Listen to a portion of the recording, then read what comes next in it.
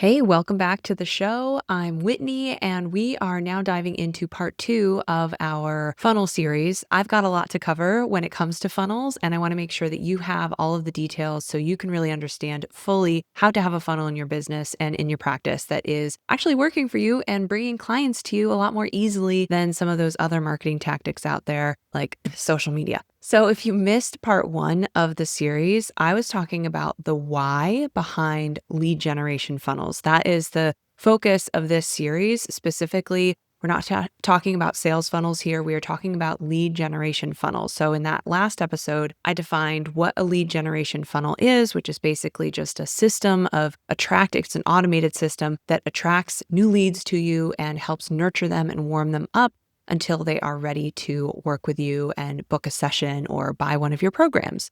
So they are really helpful marketing tools to support your other marketing efforts and just make some of the marketing and connection building and trust building that you need to be doing with your future customers, make it a lot easier and more automated so that it's working in the background. So I talked about leads and warm versus cold leads and what a funnel can do to help with some of that and how we need to be careful about not putting all of our marketing strategies into attracting one kind of lead over another, because then we may be actually putting a lot more work on our plates without even knowing it. So a funnel can solve a lot of those problems. And today, I'm actually going to talk you through the components of a lead generation funnel. And it is pretty simple, but the reason that I have so many pieces and parts to this funnel series is that how you actually do each of these pieces is whether it's going to be successful or not, because you can certainly create a funnel in a day and have it up, but if it doesn't have the right pieces and isn't thoughtful about what your customers are actually looking for and what they need to be going through emotionally and logically and all of that before they decide to work with you, then it really isn't going to do its job. So I want to make sure that we come up with something that's really great for you too. Now, I mentioned that I have a new resource available. So if you want to grab, that is going to be the companion to this conversation today. It is called the Lead Generation Funnel Blueprint for health practitioners specifically. And it is just guiding you through all of the steps that I'm going to be talking to you about today and the pointers and tips I have for making sure each part of the funnel is successful. But don't worry, I'm going to be diving into certain parts of the funnel later as well in future episodes. But grab that workbook now, and then you can keep it alongside you and continue working on it as you listen to other episodes. So just go to whitneybateson.com/funnel blueprint to grab that. We also have it in the show notes. I am now going to bring up my slides and walk you through the key components of a lead gen funnel. All right, a little reminder of the funnel that we're building. So this is a lead generation funnel. The goal is to get more email subscribers, but then the sales goal is to get more discovery calls. So we are trying to generate leads that are coming into our business. We are not sending people directly to book a call. The goal isn't immediately to make more sales. The goal is to get more people onto our email list and into our world and into our business as cool but warming up leads that we are then eventually going to nurture into booking a discovery call with us. And so the entry point of people coming into this lead generation funnel is a free resource, a lead magnet, freebie, whatever the case may be.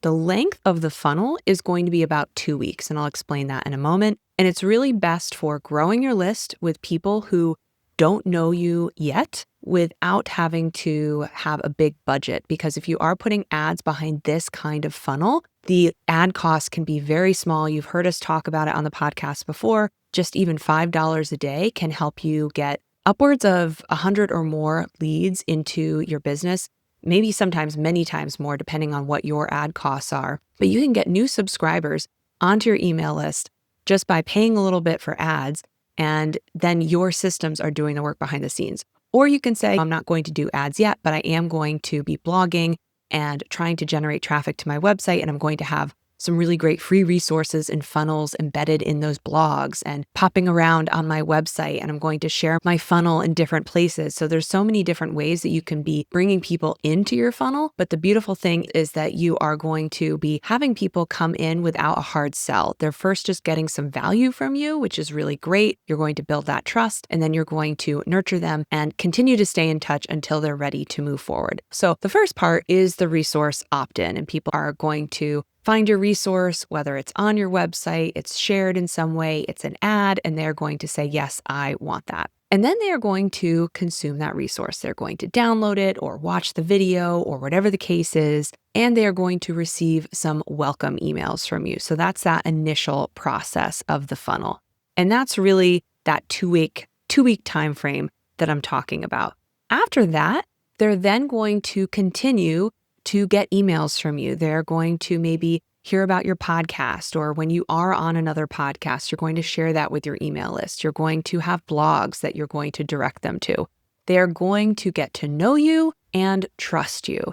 And this is going to be over a period of time. It could be a month, 2 months, 6 months, a year. Everyone is on their own journey in terms of how they are picking a provider and deciding to finally get care for whatever it is they're working through. People have a lot going on in their minds and their lives. So if someone gets on your email list and they are not booking a call right away, that doesn't mean that there's anything wrong with you. However, we do want to make sure that these emails that we're sending to people are actually asking for the sale and talking about how you can help them and giving client stories and all of that. So all of that is very helpful and important to do. We need to ask for the sale if we want to make it. We also, of course, want to be sharing recipes, sharing resources, tips, guidance, all of that as well. So all of that we're going to be doing in that period. So people leave that initial funnel and then they're just on your regular email sequence. And through that process, so I mentioned you want to be asking for the sale. You want to just naturally be sharing what it is that you help people with. What are the packages you offer? What's this new service that you have available? Or you have 2 spots available on your calendar this month for this package or something. So you're going to be sharing that in your email and you're going to link to it. And then people are going to check out your services and they're going to go to your website and look around and get to know what is available. And they may do that multiple times because, again, people need time to work through things. They may not read every email. They're going to be cycling back through that. And then once they're ready, they're going to book a call. And you may have a book a call link in your email. You should definitely have it on your website. So as they're visiting your website, however they are interacting with your emails, they are finding exactly what they need in that moment when they're ready. And then they're going to book that call to get on your calendar. And then it's up to you at that point to actually move them from just a warm or hot lead at that point into someone who becomes a client and moves forward. So that's when you're going to have a sales call and talk them through what it's like to work together and make sure that whatever you offer is going to be the right fit for them. So the lead generation funnel and the systems that are supporting you beneath this can be all automated up to that point when they're finally getting on a call. You did not need to be having little small one-off conversations necessarily throughout this whole process. You had systems set up. Yes, you did have to write that email that goes out to your list once a week or once every 2 weeks. But the amount of time spent writing that email or writing that blog is probably a lot less than if you were having to have a lot of one-off conversations over the period of months, lots of DMs, or even just putting out a lot of social media posts during that same period and trying to get that same result. So this is how the funnel works. This is how it moves people from this stranger who just opted into your resource to becoming a client with you. That's the mechanics of it. Now, what I want to walk through are just the 4 pieces that you actually need to have for this to be as optimized as possible. So the first thing, we need to have the opt-in location. Now, you can have an organic funnel and you can have a paid funnel. So a paid funnel is going to be with ads. And we recommend having a lead capture that is actually the native form in Facebook. Now, if all of those words are like, what are you talking about? Go listen to the ad series. We did talk about what kind of ads we like doing when it comes to lead generation on Facebook and Instagram. And it can be a lot more cost effective and convert better when you're using the opt-in form that's actually on Meta for your ads. So instead of people going to a standalone opt-in page, they're just opting in right on the platform. So that can be a lot faster and quicker. You still want to have the ad and the graphic for it and all of that when you're doing that ad, but the opt-in page is actually in the form in the ad. But then you can also have an organic funnel, and you should have both. The organic funnel is what sits on your website. It is organic traffic. It is not traffic that you are paying to send through that funnel. And so that organic funnel can have traffic from your blogs, from talks you give. If you do a freebie swap with a fellow practitioner or collaborator, anytime that you are just naturally sending people to your funnel and to your lead magnet, that's going to be where you're going to send them to the organic funnel. So that's going to be an opt-in page, most likely. It can be very simple. It does not have to have a lot of content on it. I like to have a visual of what the resource is, the title of it, and then a few points of what they are going to get from this actual resource. And then that's it. And then we're asking for first name, email, have a little thing saying that you're going to respect their privacy, all of that good jazz. And then they're opting in right there on that page. So for most of us, myself included, I build those pages just on my email platform. They are very easy to set up. As you create more funnels, as time goes on, you can create them very easily. So we want to have that opt-in page, okay? That one place where people are actually opting in. And then this is something that I haven't really talked about as much in the past as something to add in here, but I really do think that it's important. I've been hearing other people talk about how these confirmation pages, these thank you pages are really a missed opportunity if you are not doing something here. So let me explain. So after someone opts in to your organic funnel, they can be redirected to another page. You can, in like Kit, for example, you can have it just say a little message and say success, your thing is on its way, whatever. That's fine. But the better, more optimized thing is to actually redirect them to a confirmation page. And a lot of email platforms actually allow you to build that page within the platform as well. So you don't have to be creating a lot of extra pages on your website. You can, if you want, have a simple page. So this is also not a huge, overcomplicated page either. All I'm saying here is a little thing at the top saying, thanks, your resource is on its way. While you're waiting, if you want to work with me, I do X, Y, and Z. If you're looking for X, Y, and Z, then here's a link to just hop on a call with me right now and we can whatever. So that's all it has to be. It's just like a confirmation, recognition that they're going to receive the thing, check your inbox, and then a little call to action. Now you can test different things out. You could call to action to book a call with you. You could send them to a blog post that is relevant to that resource, or you found that blog post does a really good job of getting potential customers to actually say, oh, okay, yeah, you're the one that I want to work with, and it converts pretty well.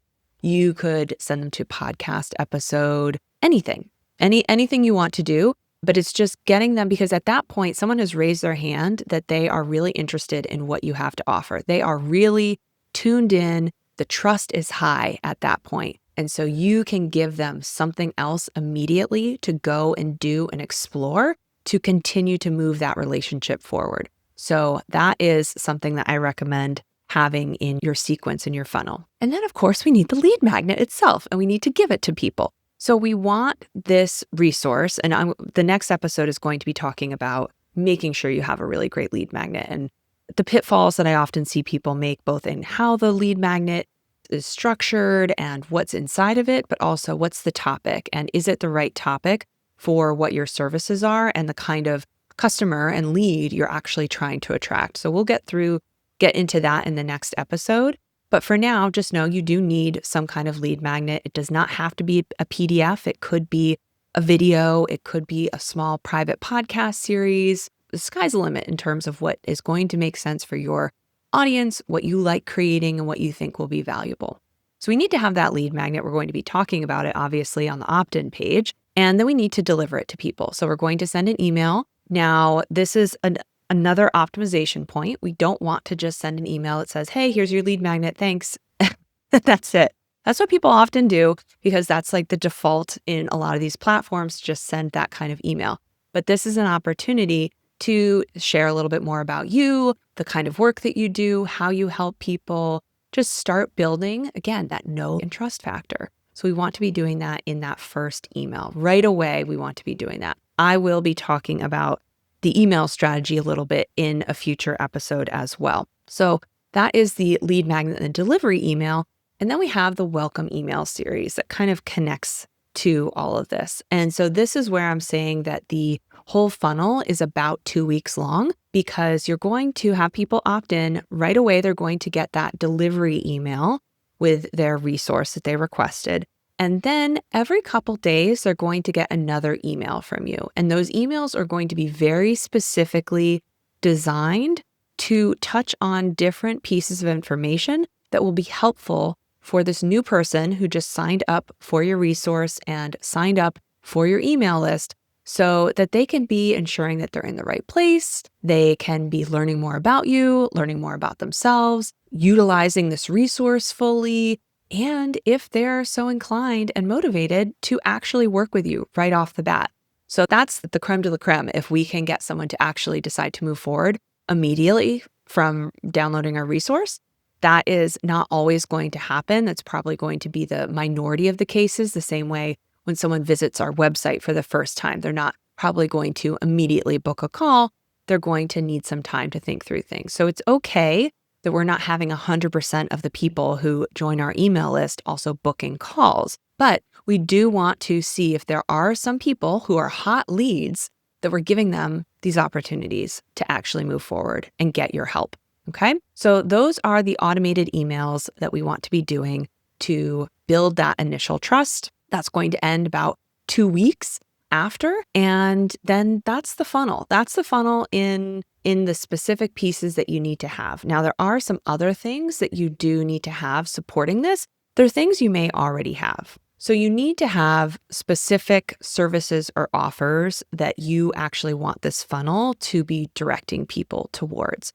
So if you offer services for diabetes as well as heart disease, you wouldn't want to have a lead magnet about heart disease that is then sending people and talking about your diabetes counseling services. We want them to be aligned. So we want to have a specific sales goal for this funnel and know what service or product we are promoting. Now, you can be more general in your lead magnet and the services. You don't necessarily have to say it's only this one package or this one service or this one condition. But the more specific we are, the more we can target those people that we know are going to help. So I think there is benefit to finding that line of how specific you want to be with the funnel. You can have multiple funnels. I would say start with one, start with promoting whatever is either the service you like providing the most or the service that you want to be growing or needing more people coming into, and pick that. And then you can always add more funnels for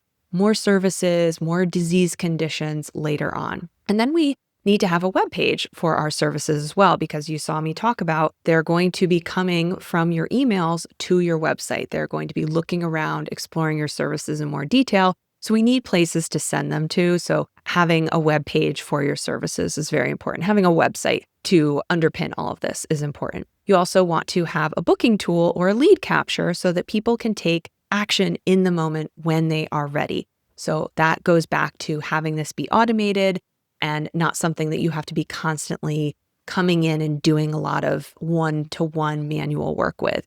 So we want to have that system in place so that when people are going to your website, they can book a call. Maybe you're occasionally sharing that link. You're definitely sharing that link on, like we talked about, the thank you page, sharing that link in your lead magnet, sharing that link in various emails. So we want to have that in place too. Then we want to have an email platform. So all of this stuff requires an email marketing platform to run. So whether that's Kit or MailChimp or MailerLite or Flowdesk or Constant Contact, there's so many of them. Email Octopus is one that we've found and have been recommending lately. It's a very simple platform, not very expensive, doesn't have a ton of features, but it has enough to get the job done. So if that is one you might want to check out, Email Octopus. But either way, we really need to have software that is going to automatically connect people's emails from the opt-in and deliver the resource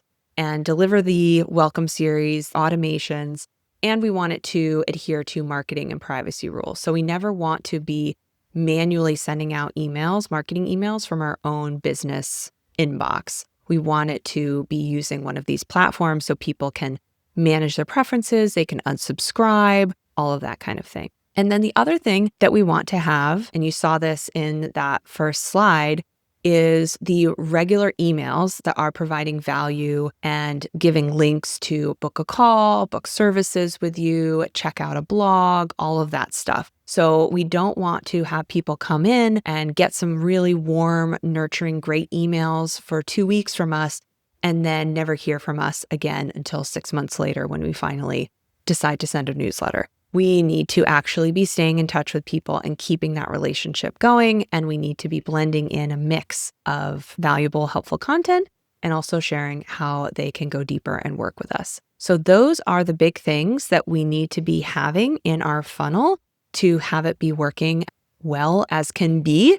So make sure you go and get that blueprint that I talked about, the lead generation funnel blueprint, specifically for health practitioners. So I go through all of these different pieces and the decisions that you need to make around them, have some spots for brainstorming and thinking about the different things that you need to create for each of these pieces. And then in the next episode, I'm actually going to be talking specifically about how to make sure that lead magnet of yours is as dialed in as it can be. And also just one more little spoiler alert, we are going to be launching a new service soon that is all about helping you actually build your funnel. So if all of this stuff is something that you actually want us to take off your hands, I will be sharing that very soon here on the podcast so that you can get in on that and check it out and see if that might be a good fit. I've coached many practitioners to create their funnels themselves, so it's totally something that you can do, but also it's one of those things that sometimes sits on the back burner and maybe you work on one of these pieces or two of these pieces, and then you are like, okay, I need to go do something else. And then it never gets done. And that's a shame because getting this set up once can really just make such a difference in your business over the long term.